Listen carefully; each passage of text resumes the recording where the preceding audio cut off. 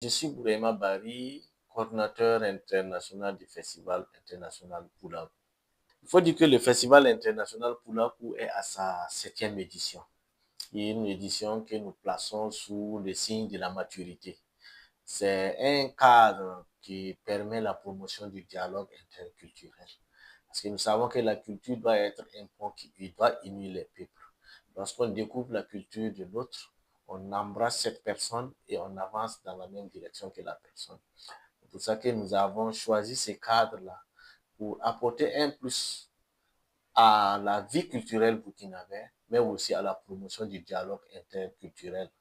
Et cette 7e édition, vous voyez, c'est placé bien sûr dans un thème interpellateur, dans un thème qui permet à tout un chacun de nous de venir réfléchir comment faire pour construire la paix ensemble.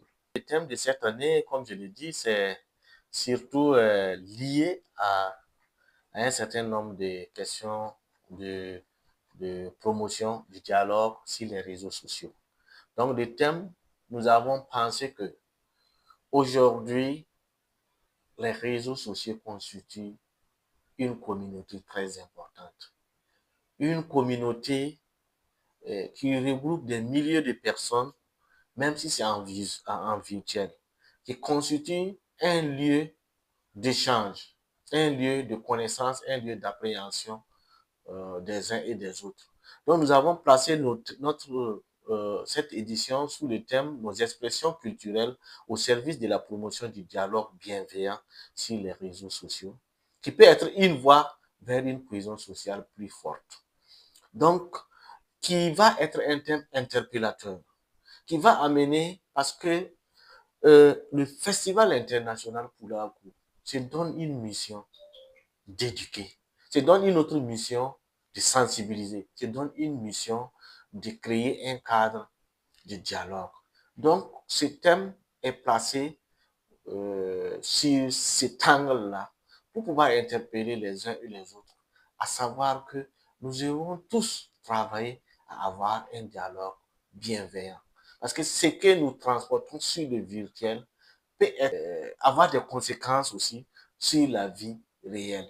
Donc, c'est pour ça que nous avons placé cette édition sous ce thème-là. Ce festival, comme toujours, depuis 2012, comme nous l'avons mis en place, se tient toujours au Sénasa à Ouagadougou, au centre euh, national des arts du spectacle et de l'audiovisuel qui est placé en plein centre-ville. D'ailleurs, le Sénasa, c'est un partenaire fiable, un partenaire traditionnel de ces festivals qui, depuis des années, accompagne ce festival-là. Donc, ça sera au Sénasa du 31 octobre au 2 novembre 2025.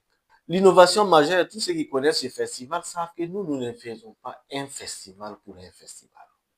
Et aujourd'hui, l'objectif de ce festival-là est d'apporter un plus à la construction de la paix. Si nous voulons gagner la paix, il faut que nous utilisions nos expressions culturelles. Il y a un ministre, l'ancien ministre de la Culture, aimait dire que les FDS gagneront la guerre et la culture gagnera la paix. Parce que, et c'est nous, à nous de pouvoir construire cette paix-là à travers nos expressions culturelles et artistiques. Parce qu'aujourd'hui, nous ne doutons pas que la meilleure façon d'embrasser le chemin du développement, c'est de revenir vers nos valeurs positives. Les valeurs positives, c'est quoi? C'est d'accepter souvent repartir à la source. Non pas pour y rester, mais pour puiser un certain nombre de valeurs, s'abreuver et revenir pour appréhender au mieux l'avenir. Donc la particularité de ce festival-là est que chaque année dans le programme, il y a un volet formation. Nous n'oublions pas la jeunesse, nous n'oublions pas nos étudiants. Et cette année, la formation est orientée vers la recherche des partenaires, la conception des projets et la maîtrise de l'intelligence artificielle, qui, quoi qu'on dise aujourd'hui, reste un outil très important pour le développement des entreprises. Aujourd'hui, nous sommes déjà à plus de 250 personnes inscrites. Et les formateurs sont au nombre de 5. Ce sont des experts aujourd'hui de l'Afrique de l'Ouest qui acceptent d'accompagner ces festivals-là, de façon bénévole parce qu'ils ne sont pas payés. Donc la formation est libre et gratuite pour tous ceux qui veulent. Voilà. Deuxième innovation majeure, c'est que nous impliquons comme chaque année tous les pays du Sahel. Les pays du Sahel, c'est le Mali, c'est le Niger, c'est le Tchad, c'est la Mauritanie, c'est les...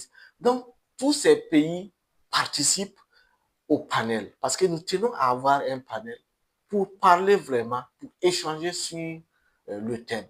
Parce que généralement, s'asseoir ensemble, échanger, trouver des pistes de solutions, c'est encore un plus. Et troisièmement, l'innovation majeure cette année, nous avons décidé cette année de faire une sortie. Une sortie pour associer le volet touristique à ces festivals. Une sortie pour découvrir au moins un certain nombre de sites historiques du Burkina Faso à travers certains qui ont participé à la construction de ce pays. Je vais prendre par exemple le cas du mémorial Thomas Sankara et tout ce qui est. Nous avons décidé aussi cette année d'amener les uns et les autres à découvrir ce que c'est que le théâtre populaire, ce que c'est que l'histoire même de la maison du peuple. Parce que tout ça là, ça participe à la construction patriotique, à la construction d'une mémoire nationale. Donc voilà les innovations. Et nous ne voulions pas la rue marchande où il y a les mets et produits traditionnels, des produits culturels burkinabés et poulard. Il faut dire que du 31 octobre au 2 novembre, le programme en grande ligne se décline comme suit. Le premier jour, le vendredi, nous aurons la formation. La formation qui va débuter le matin avec tous ceux qui se sont inscrits. Nous aurons le début aussi de l'exposition dans la cour du Sénasa, l'exposition vente des produits et mets culturels, Kapal, Tchobal, tout ce qui est lié à ça. Le samedi matin, nous aurons le panel avec les universitaires, avec les participants venus de l'extérieur pour réfléchir sur le thème. Parce que c'est un thème interpellateur, c'est un thème très, très, très important qui sera suivi d'un rapport. Et le samedi soir, il y a la cérémonie officielle d'ouverture avec toutes les autorités qui seront suivies de la visite des stands. Et le samedi soir, premier soir, il y a la nuit culturelle Poulakou. Et dans la nuit culturelle Poulakou, vous savez que ce festival aussi fait la promotion de nos coiffures traditionnelles. Aujourd'hui, l'art capillaire africain est en train de prendre un coup au profit des mèches, au profit d'un certain nombre d'éléments, alors que nous avons de très belles coiffures, et surtout dans le Poulakou. Et nous avons décidé chaque année de faire la promotion de cette coiffure et de faire la promotion aussi de notre habillement Poulakou. Parce que l'identité vestimentaire, l'identité capillaire a un sens très important. Et il y a ce concours-là, aujourd'hui, qui regroupe plus de 30 inscrits et le concours de la plus belle habillement. Dans la même soirée, il est prévu des prestations d'artistes qui viendront du Cameroun, du Mali, du Ghana et du Burkina Faso pour cette 7e édition. Il faut dire que nous tenons déjà à dire merci au Premier ministère. Nous disons merci à toutes ces autorités.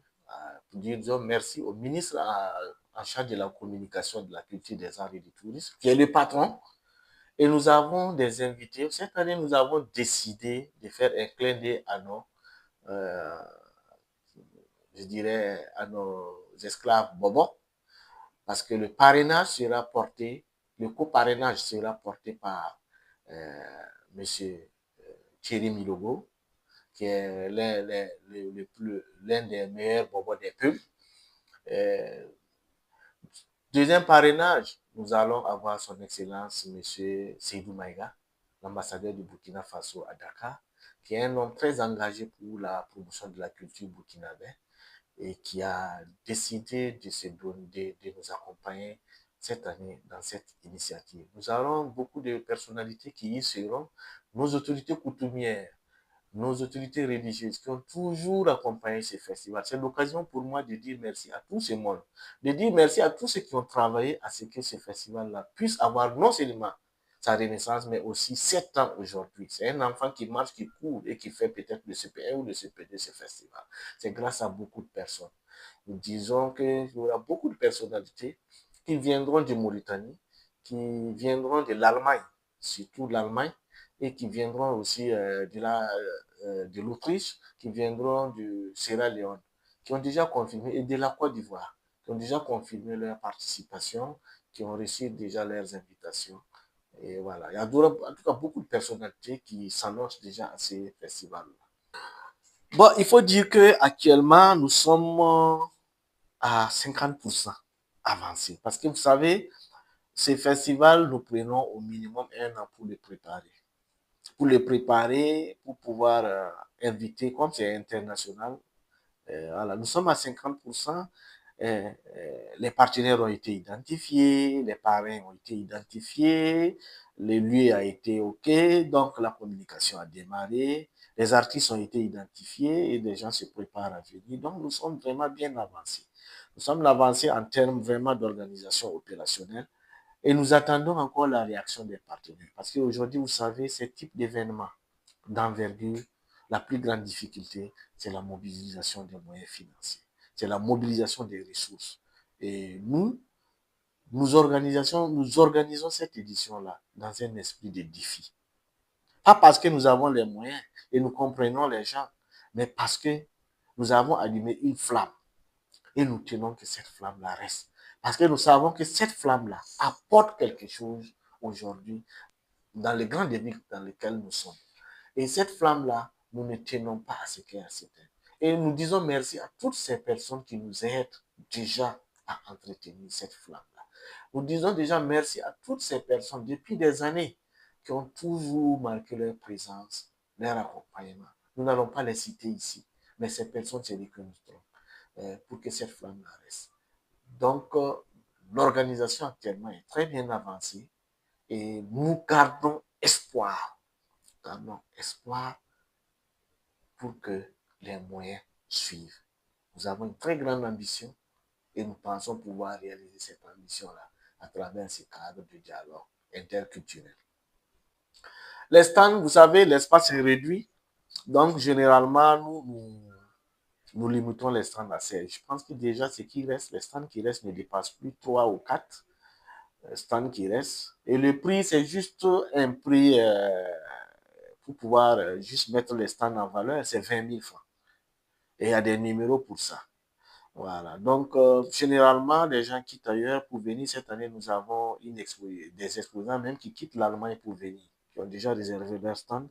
C'est vrai, c'est des Burkinabés qui vivent en Allemagne, mais qui ont décidé de venir participer à ces festivals-là en prenant un stand. Nous avons aussi des amis du Mali qui ont pris un stand, qui doivent venir aussi exposer. Nous avons des amis aussi du Niger qui ont pris un stand, qui viennent pour exposer. Donc, ça sera une grande diversité. Pour nous, le plus important, c'est que les produits et mets culturels puissent se retrouver. Parce qu'aujourd'hui, ce que nous pouvons mieux présenter, ce sont les biens et mets culturels. Donc, c'est ce que nous faisons et c'est ce que nous attendons que les gens viennent découvrir les différents produits. Les gapal, les chobal, les produits de beauté, les beurres de qualité, les beurres de bœuf et tout ce qui est lié comme les clichés et tout. Ouais. Mon mot de fin, c'est de dire merci à tous ces médias. On dit merci à Cercle Info, dire merci à ses partenaires qui nous font confiance, qui depuis des années sont là. C'est de dire merci à nos autorités. C'est de dire merci aux autorités en charge de la culture, en charge de la communication, qui accompagnent cette initiative. Et c'est d'inviter tous les Poulakous, c'est de dire merci à tous les Poulakous, la communauté, dire merci à toutes ces autorités, à toutes ces personnes qui œuvrent pour que notre culture aille de l'avant, pour que l'identité culturelle burkinabé rayonne. Parce qu'aujourd'hui, le chemin que nous avons entrepris, c'est un chemin où nous devons travailler à l'affirmation culturelle, au rayonnement culturel. Et le Poulakou, comme on le sait, c'est un concept de vie. un concept qui met la valeur positive de l'homme en avant. Ce qui ramène l'homme au cœur de son humanisme. Et lorsque l'homme revient au cœur de son humanisme, le monde reste merveilleux. Parce que les guerres qui prennent naissance dans les esprits des hommes, c'est dans ces mêmes esprits qu'on peut élever et construire les défenses de la paix. Et la meilleure façon de construire ces défenses de la paix, c'est de promouvoir la culture. Parce que l'Afrique a une culture riche et variée. Et le Burkina Faso a une culture riche et variée. Et c'est à nous de montrer que ces cadres-là peuvent nous unir. Et ensemble, nous pouvons avancer main dans la main vers une très belle direction.